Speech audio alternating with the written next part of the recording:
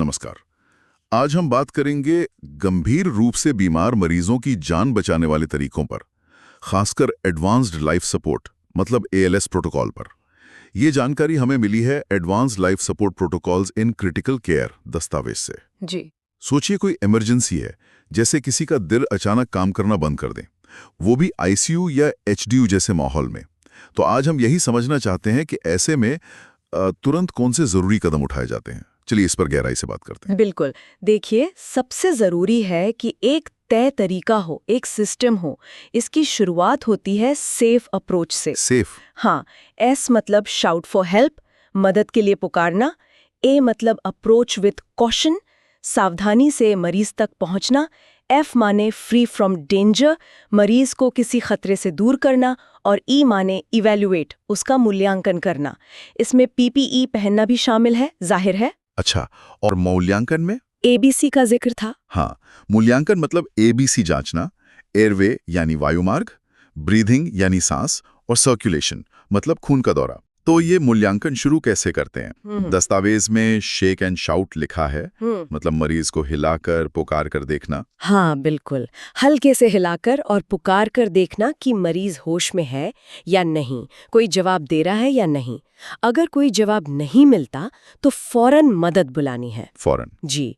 फिर मरीज को सीधा लेटाना है, पीठ के बल, चिन लिफ्ट या जॉ थ्रस्ट, इन तरीकों से वायुमार्ग खोलना है। और फिर ध्यान से, मतलब देखकर, सुनकर, महसूस करके 10 सेकंड तक जांचना है कि क्या सामान्य सांस चल रही है। 10 सेकंड तक? हाँ। और साथ ही नब्ज भी, वो भी हाथ से जांचनी है, सिर्फ मॉनिटर देखकर नहीं। अच्छा, मॉनिटर पर भरोसा क्यों नहीं? क्योंकि कभी-कभी नब्ज बहुत कमजोर होती है, तो हो सकता है मॉनिटर उसे ठीक से पकड़ ना पाए, गलत दिखा दे। तो हाथ से जांचना बहुत जरूरी है। समझ गया। और अगर मान लीजिए सांस नहीं चल रही या नब्ज नहीं मिल रही या फिर मतलब थोड़ा भी शक है तो जरा भी देर नहीं करनी, फौरन सीपीआर शुरू कर देना है, कार्डियोपल्मोनरी रिससिटेशन, यानी छाती दबाना और कृत्रिम सांस देना। बिल्कुल। और साथ ही कार्डियक अरेस्ट टीम को इत्तला करना है, जैसे यहाँ कहा गया है 2222 नंबर डायल करके। हाँ। और अगर डिफिब्रिलेटर है, वो बिजली का झटका देने वाली मशीन, और उसकी जरूरत है तो उसे फौरन इस्तेमाल करना है, कोई देरी नहीं। इसमें मरीज की पिछली जानकारी जुटाने की भी बात कही गई है, वो क्यों जरूरी है? हाँ, वो बहुत महत्वपूर्ण है। जितनी जल्दी हो सके मरीज के नोट्स देखकर, स्टाफ से पूछकर या रिश्तेदारों से बात करके ये पता लगाना कि ये हालत क्यों हुई, और ये भी समझना कि क्या मरीज के लिए रिससिटेशन मतलब ये जान बचाने की कोशिश करना सही भी है या नहीं।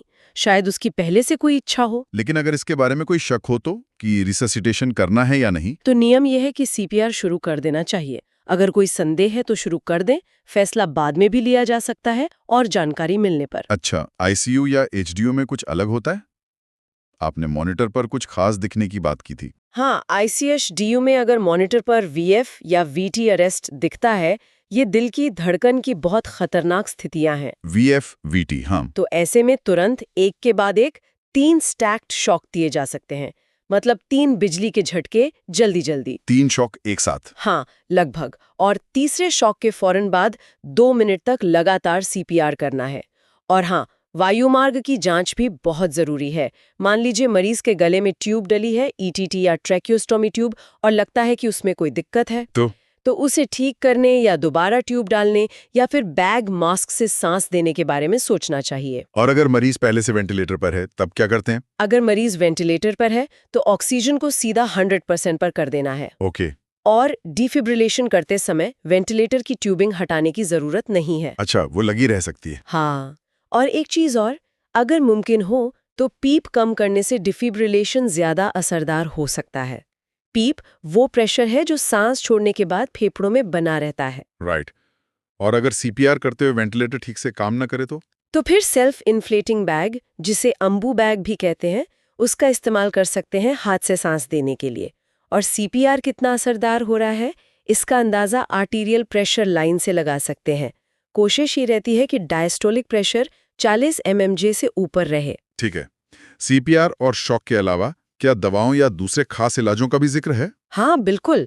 जैसे एड्रेनलिन की डोज तैयार होने में अगर वक्त लग रहा है और मरीज को पहले से एड्रेनलिन या नॉर एड्रेनलिन की ड्रिप चल रही है तो उसकी रफ्तार बढ़ा सकते हैं। हाँ, उसकी रफ्तार तामतोड़ बढ़ाई जा सकती है और दवाएं देने के लिए सेंट्रल आईवी लाइन सबसे अच्छी रहती है, जो आईसीयू मरीजों में अक्सर लगी होती ही है। और अगर शरीर में पानी या खून की कमी का शक हो, हाइपोवोलेमिया, तो तेजी से आईवी फ्लूइड देना होता है।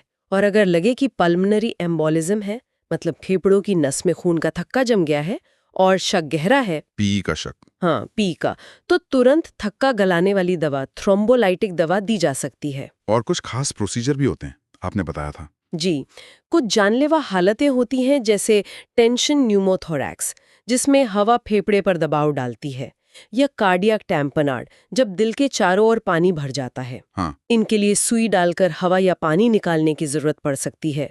नीडल थोरकोसेंटेसिस या पेरिकार्डियोसेंटेसिस कहते हैं इसे। और हाँ, अरेस्ट के दौरान इकोकार्डियोग्राफी, मतलब दिल का अल्ट्रासाउंड करने से भी कई बार इलाज लायक कारणों का पता चल जाता है। तो कुल मिलाकर बात यह है कि गंभीर इमरजेंसी में जान बचाने के लिए एक बहुत ही व्यवस्थित स्टेप बाय स्टेप तरीका है। सेफ अप्रोच से शुरू करके फिर एबीसी मूल्यांकन, फौरन सीपीआर और जरूरत पड़ने पर डिफिब्रिलेशन और फिर आईसीयू में कारण के हिसाब से खास इलाज। बिल्कुल, ये प्रोटोकॉल बेशक जान बचाते हैं, लेकिन यहाँ सोचने वाली बात यह है कि उस नाजुक घड़ी में पूरी मेडिकल टीम का तालमेल कितना ज्यादा मायने रखता है। हर एक सेकंड कीमती है, और ये जो तय प्रक्रियाएं हैं, इनको कितनी तेजी और कितने सही तरीके से अमल में लाया जाता है, अक्सर यही बात तय करती है कि नतीजा क्या होगा। ये सिर्फ कुछ कदम नहीं है, बल्कि एक पूरी टीम का सिंक्रोनाइज्ड एफर्ट है।